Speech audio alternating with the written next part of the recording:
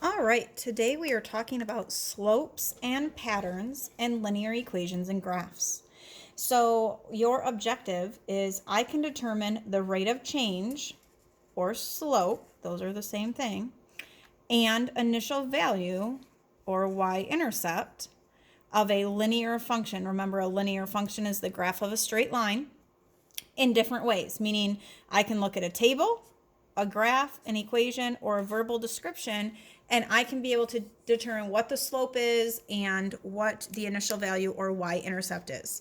So what you're going to want to do is when I start to uncover parts of this, you can just listen the first time through. You can start to pause as you're writing these notes down so that you make sure that you hear the explanation, but you also get it all written down. So what we're going to do is in the middle of this box, we're going to write the word slope, S-L-O-P.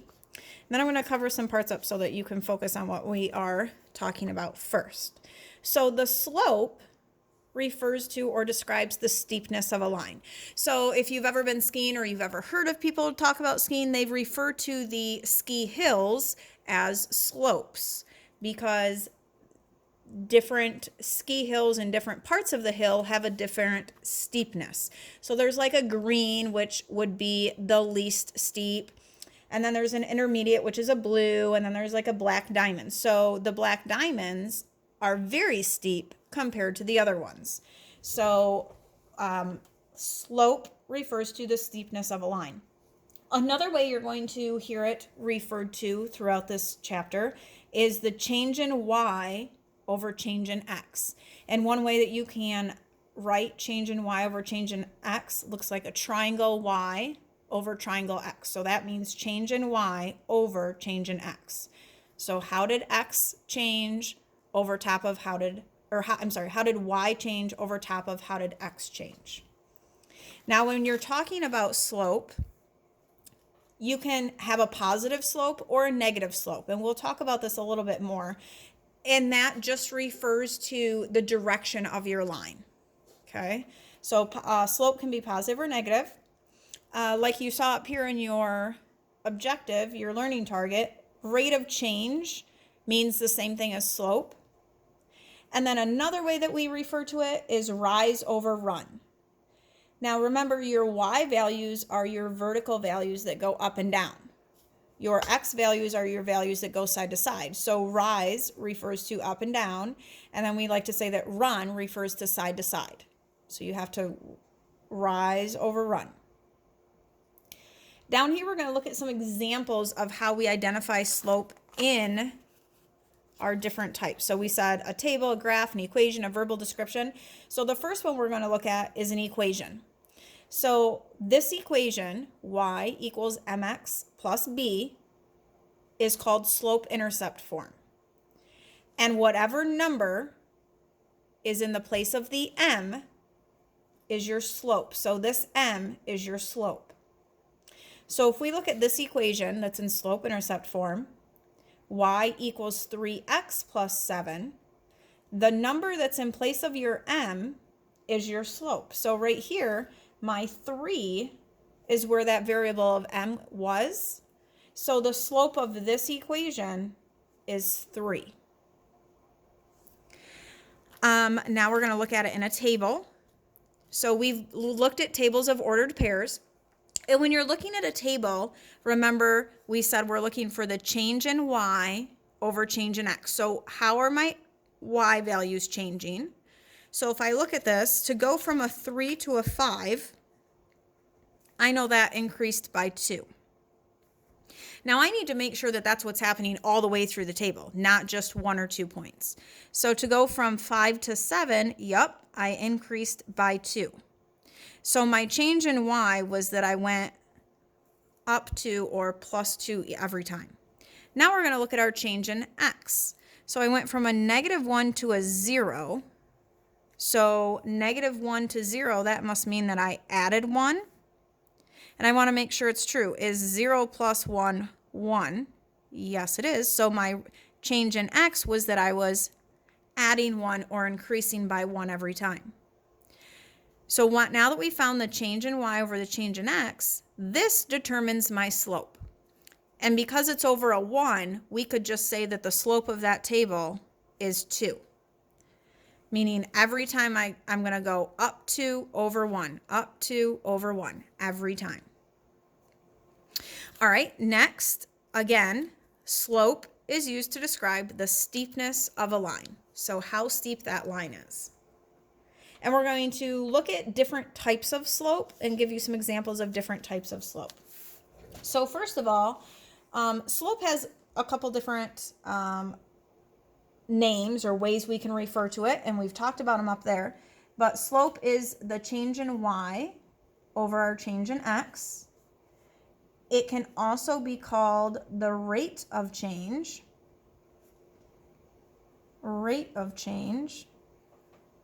which is shortened sometimes to ROC.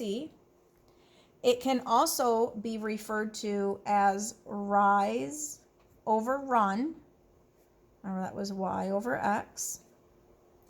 And slope is also referred to as the variable m. So all of these things mean slope. So anytime you saw one of these names, or you saw m, or you saw change in y over change in x, you should know that that refers to slope. All right, and now we're going to look at some different types of slope. So all I did first is I just drew like the bare bones of a coordinate grid. This is my y-axis and my x-axis. If you have a positive slope,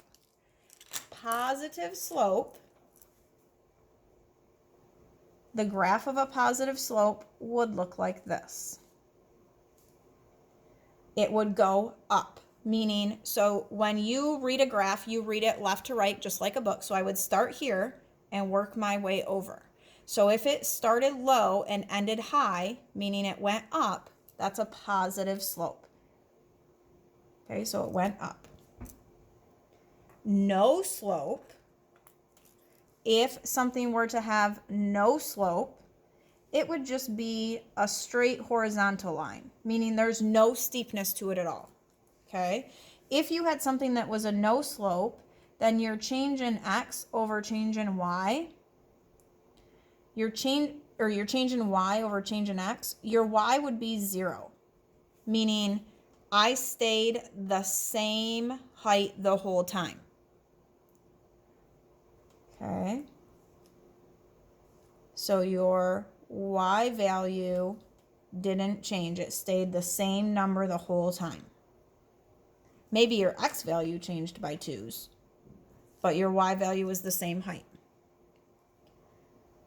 If we have a negative slope, so think about what we said with positive slope. Now we're on to negative slope.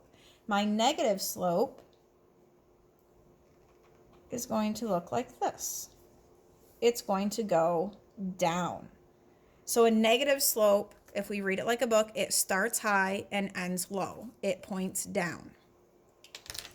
And then the last kind of slope that we would have is called undefined. An undefined slope is where you have a straight vertical line,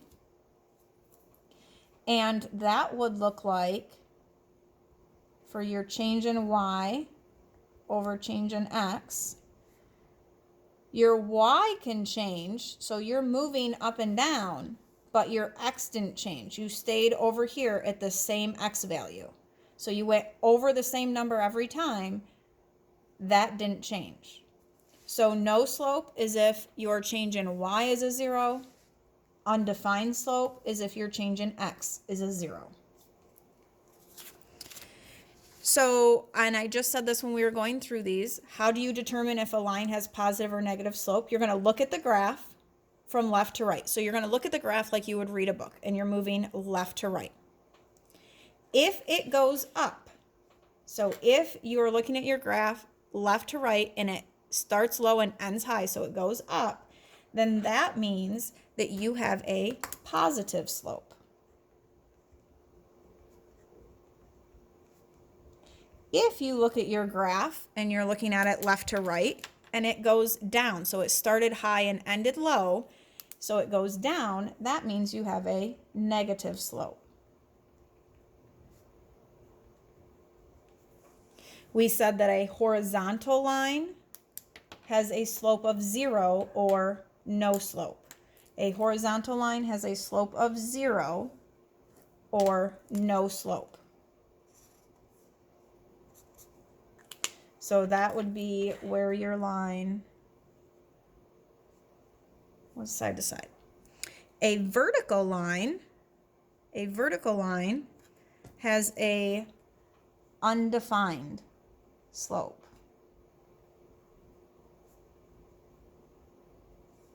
So that was where it went straight up and down.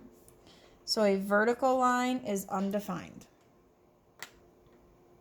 All right, when we're looking at this, the x-intercept, and x-intercept is where the line crosses, the x-axis.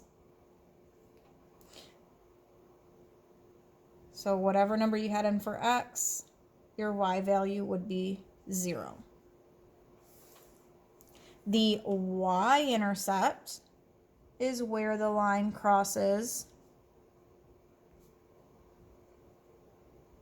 the y-axis. So your x value would be 0 and your y would be a number. So that's y-intercept and x-intercept.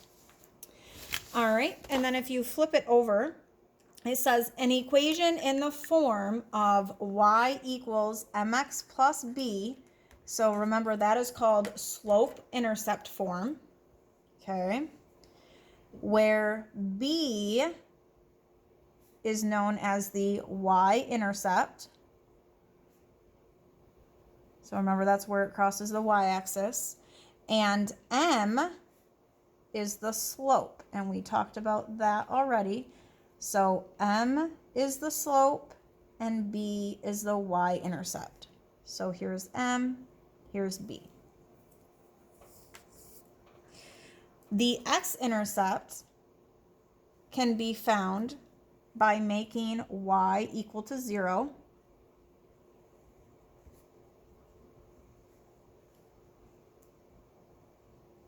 And then solving. And we'll look at that more later on.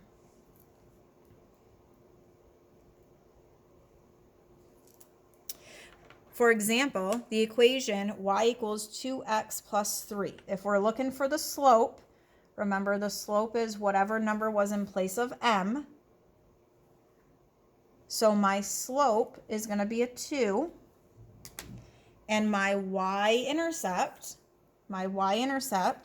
is whatever number was in place of the b. So mx plus b. So my y-intercept is going to be a 3. And then we're not going to get into this right now, but you would be able to find the x-intercept, and I'm just going to tell it to you right now that the x-intercept of this would be a -1.5. And you'll look at that more in depth later on. Right now, we want you to focus on the slope and the y-intercept.